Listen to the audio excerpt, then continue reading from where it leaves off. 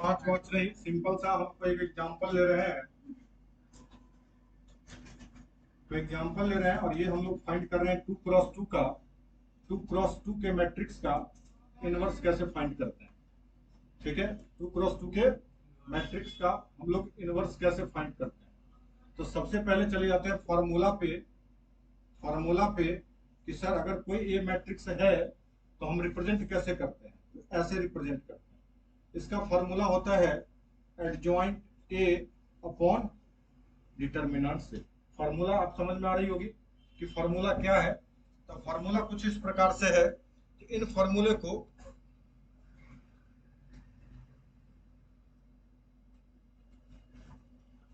ठीक है, तो इसमें हमें जरूरत क्या क्या चीज की पड़ेगी। एक तो जरूरत पड़ेगी सर, पहला तो डिटर्मिनेंट ए की जरूरत पड़ेगी, और डिटर्मिनेंट ए का वैल्यू जरूरत जो पड़ेगा उसमें डिटर्मिनेंट ए का वैल्यू 0 नहीं होना चाहिए। रीजन ये है क्योंकि एडजॉइंट ए है, समथिंग को आप अगर 0 से डिवाइड करेंगे तो वो नॉट डिफाइंड हो जाएगा। क्लियर, तो नॉट डिफाइंड हो जाना तो फिर इनवर्स निकलेगा क्या। इसका मतलब है कि हम सब ए इनवर्स की वैल्यू फाइंड करने के लिए सबसे पहला स्टेप होगा डिटर्मिनेंट ए फाइंड करना। और डिटर्मिनेंट ए में पॉजिटिव नेगेटिव सारा वैल्यू आ सकता है, लेकिन 0 नहीं आ सकता है। 0 क्यों नहीं आएगा, उसके पीछे लॉजिक क्या है, क्योंकि समथिंग अपॉन 0 नॉट डिफाइंड। दूसरा है सर, दूसरा स्टेप होगा कि एडजॉइंट निकालना होगा सर, लेकिन एडजॉइंट तो डायरेक्टली निकलता नहीं है। निकालने के पहले क्या करते हो, पहले हर एक एलिमेंट का कोफैक्टर निकालते हो। क्या निकालते हो, कोफैक्टर। कोफैक्टर निकालते हो और कोफैक्टर का क्या कर देते हो, ट्रांसपोज। या तो पहले ही ट्रांसपोज कर लीजिए, या नहीं तो सर क्या कहते हैं, कोफैक्टर निकाल करके क्या कर लीजिए, एडजॉइंट ये निकल गया है ना।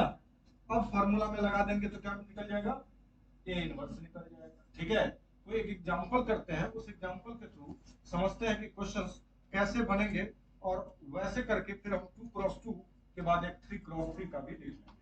एग्जांपल में एक मैंने क्वेश्चन नंबर 5 लिया है, और ये एक्सरसाइज कौन सा है, न्यू बुक के हिसाब से है 4.5। ये न्यू बुक के हिसाब से, न्यू बुक मतलब 20, 22 वाला, 23 वाला जो प्रिंटिंग है उसमें, हाँ किसके, न्यू बुक के हिसाब से 4.4 और ओल्ड बुक के हिसाब से 4.5। तो इसका क्वेश्चन ले लेते हैं, कोई पांचवा क्वेश्चन है 2 - 2 4 3। पहले समझ लेते हैं, इस मैट्रिक्स का नाम दे देते हैं ए। क्या नाम दे देते हैं, ए। पहले समझ लें उसके बाद लिखना है। ध्यान उधर दे देंगे, उधर कहां ध्यान देंगे। पहले हम लोग डिटर्मिनेंट से निकालेंगे। तो कैसे निकालेंगे भैया, ये आपका 2 - 2 4 और 3 रहा, इसको इससे मल्टीप्लाई, तो 2 3 जा 6, माइनस कितना 4 2 जा -8। Sir 6 + 8 14 does not equal to 0।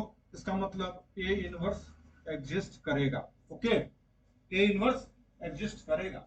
लेकिन अगर ए इनवर्स एग्जिस्ट करने के लिए पहला कंडीशन क्या हुआ कि डिटर्मिनेंट ए 0 नहीं होना चाहिए। ठीक है, अब आगे हम लोग चलते हैं किस पे, कोफैक्टर पे। तो कोफैक्टर पहले निकालते हैं, तो यहीं पे लिख लेते हैं कोफैक्टर। तो कोफैक्टर के लिए सबसे पहले इसका नाम A11 होगा। तो -1 का पावर कितना 2, A12 -1 का पावर, A21 -1 का पावर, और A22 -1 का पावर। चलिए ये वाला लेते हैं तो 3 आया। ठीक है, 1 2 लेते हैं तो 1 ये है 2 ये है, तो क्या आएगा 4 आएगा। इसमें चलते हैं तो ये खत्म, क्या आया -2 आया। अब ये खत्म तो ये जाएगा और ये जाएगा, कितना 2।